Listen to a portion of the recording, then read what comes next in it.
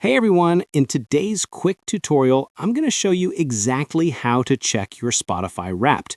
If you're trying to see your 2025 Wrapped and not sure where to find it, just follow along step by step. First, open your Spotify app on your phone. Once you're inside, look at the top of the screen.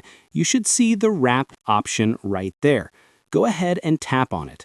This is where Spotify shows global Wrapped stories and highlights.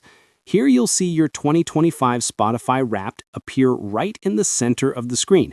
It should look something like this. Now just tap Let's Go to start viewing your stats and stories.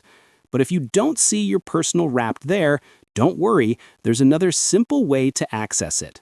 Open Google on your phone or laptop and type Spotify Wrapped in the search bar.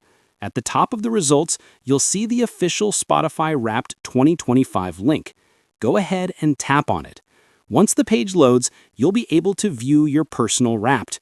In my case, it says I don't have one this year, and that's simply because I didn't play any songs in 2025. If you see the same message, that's why. But if you've been listening to music all year, this link is exactly where you'll find your full Spotify Wrapped 2025.